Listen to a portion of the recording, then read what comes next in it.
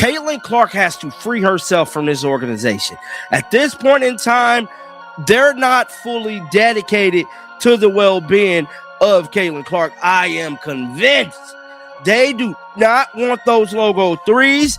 They do not want Caitlin Clark to play her game. They want Caitlin Clark to be a part of the system that Stephanie White has laid out. This isn't Caitlin Clark's team. This is Stephanie White and Kelsey Mitchell basketball team supported by Caitlin Clark. Caitlin Clark has officially reached her breaking point, and the entire basketball world is reacting to the aftermath. The reason? The Indiana Fever made the puzzling choice to slowly remove the pick and roll from their offense, a move that has clearly fueled frustration within their superstar guard. Anyone who has watched Clark at her absolute best understands exactly why this feels like such a massive and deeply personal disrespect to her game.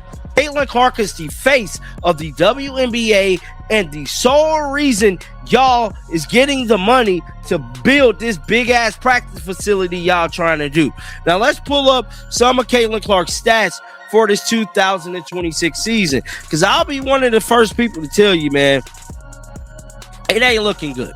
It ain't looking good at all. And I truly believe it's looking like this because Caitlin Clark can enter rhythm. So, as of May 14, which is today, Caitlin Clark is averaging 22 points, 8 assists, 4.5 rebounds per game for the Indiana Fever during the 2026 WNBA regular season.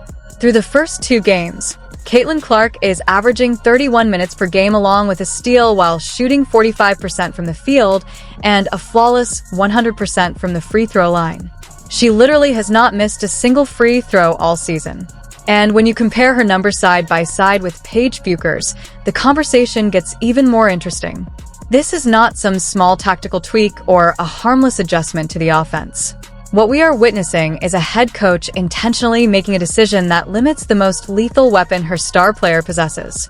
And the second that reality became obvious to the millions watching, Caitlin Clark's enormous fan base exploded with frustration and outrage. I think Caitlin Clark is shooting 8 from 3 because she cannot get in a rhythm, because Stephanie White has a system in place that is now allowing her to get into rhythm. Every player got to find their feet. Caitlin Clark, yeah, she chunk up a bunch of threes, but her chunking up those threes is trying to help her find her sweet spot. Caitlin Clark ain't been shooting a lot of logo threes, man, and I believe that could be a telltale sign as to why we're seeing the blunder and blender that she's having. See here, this was the start of the interview last night. Caitlin Clark sitting there with a goddamn head down because she knows she ain't playing good from 3, and it's all Stephanie White. This was not just a brief moment of frustration. It turned into a complete explosion of outrage that had clearly been building for a long time.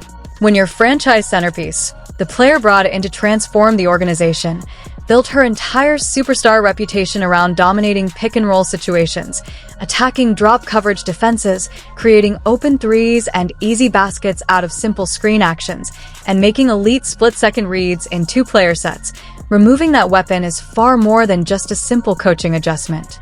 Caitlin Clark has made a career out of controlling defenses through the pick-and-roll, which is exactly why so many fans were furious watching that element disappear from the offense. Sold on Kelsey Mitchell. Caitlin Clark has to free herself from this organization. At this point in time, they're not fully dedicated to the well-being of Caitlin Clark. I am convinced they do not want those logo threes. They do not want Caitlin Clark to play her game. They want Caitlin Clark to be a part of the system that Stephanie White has laid out. This isn't Caitlin Clark's team. This is Stephanie White and Kelsey Mitchell basketball team supported by Caitlin. It is a complete betrayal of the very thing that makes Caitlin Clark so incredibly difficult to defend in the first place. The pick and roll is not just another play in her arsenal. It is the explosive engine that powers her entire offensive game. Every elite defense in the league has to prepare for it. Every complicated defensive scheme is designed with it in mind. And once you remove it, you are practically giving opposing teams permission to crowd her space and shut down everything else she wants to create offensively.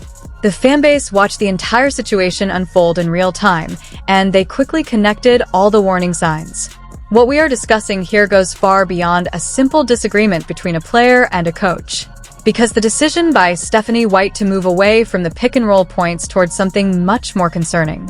It raises serious questions about the direction of the Indiana Fever organization and highlights a growing disconnect between the people making the decisions and the generational talent those decisions are supposed to support. Fans have been closely following every development, keeping track of everything, and now they're demanding answers to one central question that no one inside the organization seems to be addressing. Why would you take the most pick-and-roll reliant guard in the entire league and deliberately remove the very action that defines her offensive dominance? The discussion around Caitlin Clark and the Indiana Fever has now reached a boiling point as the 2026 WNBA season gets underway. This clip immediately dives into the controversy without hesitation. There is a growing belief across the basketball community that Clark is not just a promising young player trying to adjust to a rebuilding roster. She is the primary force driving the franchise's visibility, momentum, and financial growth. The national television attention and the cultural momentum surrounding the team. When you zoom out, every packed arena, every spike in TV ratings, and every new sponsorship conversation involving the Indiana Fever is being linked, fairly or unfairly, to the presence of one player. That's why when early season stats start circulating online and the discussion shifts toward whether Caitlin Clark is meeting the expectations of a superstar, it stops being just a normal basketball debate.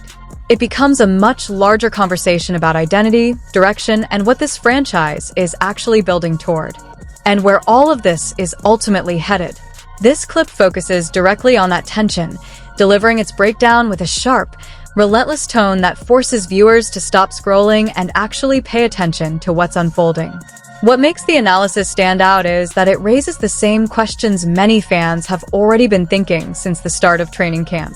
Is it really fair to take such a small sample of games and use it to draw sweeping conclusions about a player like Caitlin Clark, who has repeatedly shown she operates at an entirely different level when her environment and system are working properly? It becomes a serious discussion worth having. And when comparisons start being made between Clark and other major names across the league, the question becomes whether those comparisons are actually fair or fully honest, especially when they often ignore just how different roles, responsibilities, and usage rates can be from one player to another. The argument being made is straightforward but sharp. Caitlin Clark isn't being used in a system built to maximize her strengths. Instead, she's being forced into a structure that doesn't fully align with her natural style of play, particularly her pick-and-roll driven game. That mismatch, according to this perspective, is affecting both her rhythm and her production, raising serious questions about whether the current coaching approach is putting the franchise's generational talent in the best possible position to succeed.